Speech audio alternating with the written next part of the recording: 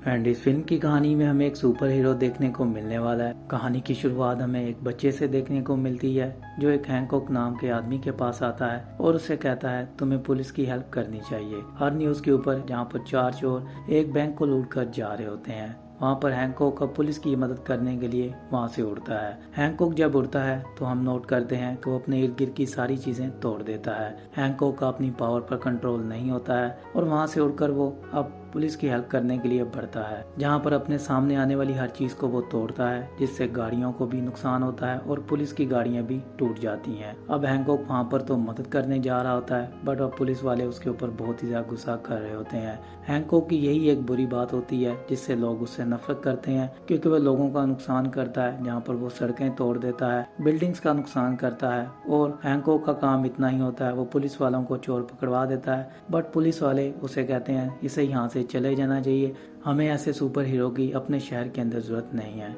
Hancock को इस बात पर फर्क नहीं पड़ता है। सीन यहाँ पर कट होता है और हमें रे नाम के आदमी को दिखाया जाता है जो कि एक फार्मास्यूटिकल कंपनीज में बैठा होता है और वहाँ पर बहुत सारे बिजनेसमैन होते हैं जिनको वो डोनेशन की प्रेजेंटेशंस दे रहा होता है। वहाँ पर उनकी दवाइयों के बारे में वो बात करता है, जो कि एक टीबी की दवाई जो कि बहुत ही ज्यादा महंगी होती है। वहाँ पर वो उनको कहता है कि आपको ये दवाई फ्री देनी होगी और लोगों को कहना होगा कि आप ये डोनेट कर रहे हैं। उन लोगों को ये आपको मेडिसिन पहुँचानी होगी जो लोग इस मेडिसिन को खरीद नहीं सकते हैं। आप कितने लोगों की जान बचा सकते हैं। यहाँ पर रे एक अच्छा काम करने की सोच कर बैठा होता है, जहाँ पर बिजनेसमैन उसे कहते हैं हम अपनी महंगी दवाई फ्री में क्यों बेचें, अगर यही तुम्हारी प्रेजेंटेशन है तो तुम यहाँ से जा सकते हो। वहाँ पर वो रे की बात नहीं सुनते हैं और रे को वहाँ से भेज देते हैं। सीन यहाँ पर कट होता है, रे अपने घर की तरफ वापस आ रहा होता है, जहाँ पर रे ट्रेन की पटरी के पास खड़ा होता है और वहाँ से अब ट्रेन भी आ रही होती है। रे कॉल पर लगा होता है और फाटक बंद हो जाता है, जिससे अब रे अपनी जान बचाने की पूरी कोशिश करता है क्योंकि ट्रेन उसी की तरफ बढ़ रही होती है। वहाँ पर रे अपनी जान नहीं बचा पा रहा होता है। उतनी देर में फिर से हैंकॉक आता है। एज यूजुअल फिर से वो लोगों की हेल्प करने के लिए वहाँ पर पहुँचता है। जैसे ही वहाँ पर रे को वो बचाता है, वहाँ पर वो ट्रेन का बहुत ही ज्यादा नुकसान कर देता है। ट्रेन को रोकने के लिए उसके साथ वो टकराता है, जहाँ पर वो मालगाड़ी बुरी तरह डैमेज हो जाती है और सारे डिब्बे उलट जाते हैं। अभी तो ये शुक्र होता है कि ये मालगाड़ी होती है, इसमें कोई पैसेंजर नहीं होता है। अब वहाँ पर फिर से लोग उसके ऊपर गुस्सा करते हैं और उसे कहते हैं तुम हमारे शहर से दफा हो जाओ। रे ये चीजें देखकर बहुत ही ज्यादा हैरान होता है और वो हैंकॉक के पास जाता है और लोगों को कहता है आज मैं जिंदा हूँ तो इसकी वजह से हूँ। वहाँ पर वो हैंकॉक के लिए बहुत ही अच्छी बातें करता है, जिसको सुनकर हैंकॉक भी बहुत ज्यादा खुश हो जाता है। बट अब हैंकॉक वहाँ से जाने लगता है तो रे उसे कहता है क्या तुम मेरी हेल्प करोगे घर में जाने की। वहाँ से वो रे की हेल्प करता है और गाड़ी को लेकर उड़कर उसके घर में चला जाता है। अब रे उसे कहता है इससे अच्छा तो मैं पैदल ही आ जाता।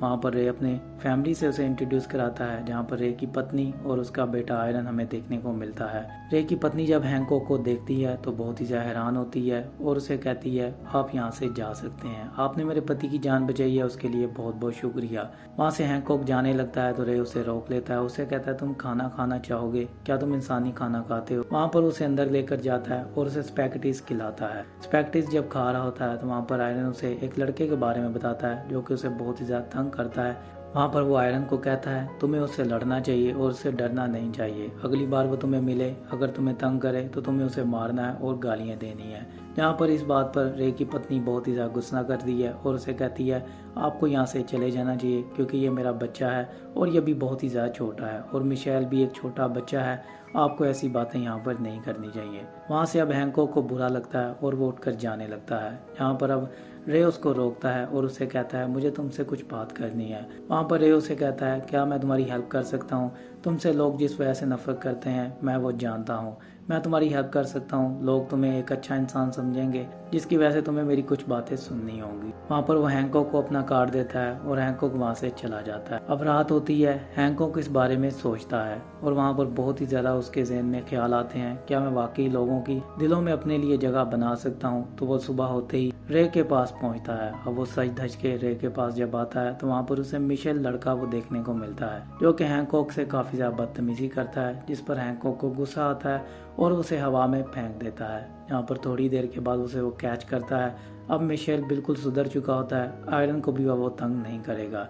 ये चीज़ कहकर हैंकॉक उसके साथ अंदर चला जाता है। अब वहाँ पर उसकी पत्नी और बेटा नहीं होते हैं, जहाँ पर अब रे उसे सारी बात समझाता है। उसे कहता है तुमसे लोग इसलिए नफरत करते हैं क्योंकि तुम लोगों का बहुत ही ज़्यादा नुकसान करते हो। तुम उनकी हेल्प करने के बजाय उनका नुकसान कर रहे होते हो, जिसकी वजह से लोग अब तुमसे नफरत करते हैं। तुम्हें उनके दिल में अपने लिए नफरत खत्म करनी होगी और लोगों से माफ़ी मांगनी होगी। जितना तुमने अब तक उनका नुकसान किया है आगे तुम नहीं करोगे और तुम्हें जेल भी जाना होगा। यहाँ पर यह बात सुनकर हैंकॉक को बहुत ही ज़्यादा गुस्सा आता है और वो उसे कहता है मैं जेल क्यों जाऊँ, मुझे वो पकड़ नहीं सकते हैं, ये बात तुम भी जानते हो। अब रे उसे समझाता है, उसे कहता है यही तो बात है, तुमसे लोग इसीलिए तो नफरत करते हैं क्योंकि कोई भी तुम्हारा कुछ भी नहीं बिगाड़ सकता है। यही तुम्हारी ताकत है जिसको अब हमें कमजोरी में बदलना होगा। तुम्हें खुद को पुलिस के हवाले करना होगा और अपनी सजा भुगतनी होगी, जिसकी वजह से जब पुलिस वाले देखेंगे कि क्राइम बढ़ चुका है और वो तुम्हें खुद ही जेल से निकालेंगे और तुमसे तुम्हारी हेल्प मांगेंगे, जिससे अब तुम आज़ाद हो जाओगे। बट इस बीच में लोग भी तुमसे बहुत ही ज़्यादा प्यार करना शुरू कर देंगे, वो तुम्हें एक सुपर हीरो समझेंगे, जैसा कि हमने बहुत सारी फिल्मों के अंदर देखा है। वहाँ पर हैंकॉक को ये बात बहुत ही ज़्यादा अजीब लगती है। थोड़ी देर के बाद उसकी पत्नी और बेटा भी आ जाते हैं, जहाँ पर हैंकॉक को देखकर वो फिर से बहुत ही ज़्यादा हैरान होती है।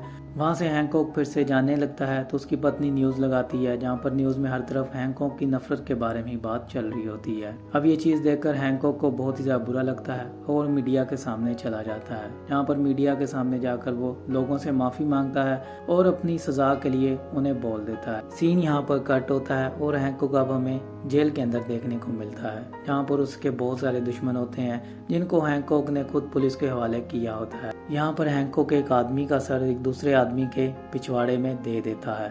यहाँ पर ये चीज़ देखकर सभी गैंगस्टर बहुत ही ज़्यादा डर जाते हैं क्योंकि वो जानते हैं कि वो हैंकॉक का कुछ भी नहीं कर सकते हैं। हैंकॉक अपनी सज़ा को पूरा करने के लिए वहाँ पर रुक जाता है और उसकी ये हरकत उसको 8 साल की सज़ा दे देती है। यहाँ पर आकर रे उससे बात करता है और उसे कहता है तुम्हारी 8 साल सज़ा बढ़ा दी गई है। इस चीज़ पर हैंकॉक बहुत ही ज़्यादा गुस्सा करता है और उसे कहता है मैं तो आज भी इस जेल से जा सकता हूँ। हैंकॉक वहाँ से निकलने की कोशिश करता है, जहाँ पर रे उसे किसी तरह फिर से मना लेता है और उसे कहता है वो तुम्हें ज़रूर निकालेंगे, तुम्हें यहाँ पर 2 हफ्ते हो चुके हैं, मैं जानता हूँ, और क्राइम भी बहुत ज़्यादा बढ़ चुका है, शहर के अंदर हर तरफ क्राइम हो रहा है, तुम अंदर हो जिसकी वजह से बहुत सारे गैंगस्टर बाहर आ चुके हैं। अब वहाँ पर ये बात सुनकर हैंकॉक फिर चुप कर जाता है और अपनी सज़ा को पूरा कर रहा होता है। अब कुछ ही दिन गुजर चुके होते हैं, वहाँ पर हैंकॉक की पत्नी आती है और उससे आकर बात करती है, जहाँ पर वो उसे कहती है कि मैं अपने पति से बहुत ही ज़्यादा प्यार करती हूँ, अगर उनको कोई नुकसान पहुँचाएगा तो मुझसे बुरा कोई नहीं होगा। यहाँ पर हैंकॉक ये बात सुनकर बहुत ही ज़्यादा हैरान होता है क्योंकि उसकी पत्नी ये कहकर चली जाती है। सीन यहाँ पर कट होता है और बहुत ही ज़्यादा क्राइम बढ़ चुका होता है। अब हैंकॉक की मदद लेने के लिए पुलिस वाले जेल में कॉल करते हैं। वहाँ पर अब हैंकॉक को ये कॉल आती है और हैंकॉक अपना सूट पहनता है जो कि उसके लिए रे ने बनाया होता है। अब वो सूट पहनकर पुलिस वालों तक पहुंचता है, जहां पर रेड पार्कर नाम का एक हमें गैंगस्टर देखने को मिलता है जो कि कुछ लोगों को बंदी बनाकर बैंक के अंदर घुसा होता है। वहां पर उन यात्रियों के ऊपर उसने बॉम्ब लगाया होता है और वहां पर हैंकॉक पहुंचता है और एक पुलिस वाले की भी जान बचाता है। वहां पर उनकी जान बचाकर वो बिल्डिंग के अंदर जाता है। वहां पर अब वो रेड पार्कर से मिलता है। वहां पर उसके एक आदमी को वो मार डालता है। रेड पार्कर उसे कहता है कि अगर तुमने मेरी बात ना सुनी तो मैं इन सब लोगों को यहाँ पर तबाह कर दूंगा, मैं इस बॉम्ब ब्लास्ट करूंगा जिससे ये सब लोग मारे जाएंगे। वहाँ पर रेड पार्कर उसे धमकी देता है और उसे कहता है मैं इस बटन को प्रेस कर दूंगा। वहाँ पर उसे वो बेवड़ा बोलता है, जिस पर हैंकॉक को बहुत ही ज़्यादा गुस्सा आता है। हैंकॉक एक प्लेट लेता है जिससे उसका वो हाथ काटता है और उसी रिमोट के साथ वो पुलिस वालों को दे देता है। अब इस बात पर हैंकॉक के ऊपर बहुत ही ज़्यादा लोग खुश होते हैं और उसे अपना सुपर हीरो मान लेते हैं। इस बात से हैंकॉक को बहुत ही ज़्यादा खुशी होती है और वहाँ से वो चला जाता है। सीन यहाँ पर कट होता है। रे बहुत ही ज़्यादा खुश होता है और वो हैंकॉक को डिनर पर बुलाता है, जहाँ पर हैंकॉक की पत्नी भी उसके साथ आई होती है। वो एक दूसरे के साथ मिलकर डिनर करते हैं। हैंकॉक उससे पूछता है कि तुम दोनों कहाँ पर मिले थे, तो रे उसे अपनी कहानी बताता है। जब वो हैंकॉक से उसकी कहानी पूछता है तो हैंकॉक को कुछ भी याद नहीं होता है। वो उसे कहता है मुझे नहीं याद है कि मैं कहाँ से आया हूँ और मैं क्या हूँ, मुझे बस इतना पता है कि मैलवी के मैं एक हॉस्पिटल के अंदर जहाँ पर मेरे सर पर चोट आई हुई थी और मैं जब होश में आया तो मेरे पास एक सुपर पावर थी जिसकी वजह से लोग मुझसे डर रहे थे, क्योंकि नर्स ने जब मुझे सिरिंज लगाई तो वो सिरिंज मेरी स्किन के अंदर नहीं जा रही थी, जिसकी वजह से लोग मुझसे डरते हैं। वहाँ पर हैंकॉक को एक और चीज़ कहता है जिसको सुनकर रे की पत्नी बहुत ही ज़्यादा दुखी होती है और उसकी आंखों से आंसू आ जाते हैं। हैंकॉक उसे बताता है कि मेरा कोई भी नहीं है, मुझे ऐसे लगता है कि जैसे मैं दुनिया में अकेला आया हूँ। मैं जानता हूँ ये बहुत ही ज़्यादा दुख भरी बात है कि मेरा अब कोई भी नहीं है। वहाँ से हैंकॉक रे को घर लेकर आता है। रे बहुत ही ज़्यादा नशे में होता है। वो उसको बिस्तर पर लिटा कर नीचे चला जाता है, जहाँ पर उसकी पत्नी से वो बात कर रहा होता है और उन दोनों के बीच में किस हो जाती है, जिससे उस रे की पत्नी उसे उठाकर खिड़की से बाहर फेंकती है। यहाँ पर हमें रे की पत्नी का राज फाश होते हुए नजर आता है। रे की पत्नी के पास भी वही शक्तियाँ होती हैं जो कि हैंकॉक के पास होती हैं। वहाँ पर हैंकॉक को वो वार्न करती है और उसे कहती है आज के बाद मेरे घर वालों के बीच में मत आना और इस बारे में रे को पता नहीं चलना चाहिए, वरना मैं तुम्हें जान से मार डालूंगी। हैंकॉक बहुत ही ज्यादा शॉक्ड हो चुका होता है क्योंकि उसके जैसा एक और भी होता है जो कि एक लड़की होती है। अब हैंकॉक को ये पूरी रात बात सोने नहीं देती है और सुबह होते ही अब फिर से रे के घर पर पहुंचता है। रे ये बात सुनकर बहुत ही हैरान होता है कि हैंकॉक के चीखने की वजह से मेरा आधा घर तबाह हो चुका है। रे उसे कहता है दोबारा मत चीखना, अगर चीखना हुआ तो बाहर जाकर चीखना। जिस पर रे हैरान होता है और उसे कहता है मतलब क्या है तुम्हारा। तो वहाँ पर रे उसे कहता है तुमने रात को चीखा था तो देखो क्या हुआ है, अभी मत चीखना, मैं पूरे घर की मरम्मत नहीं करवा सकता हूँ।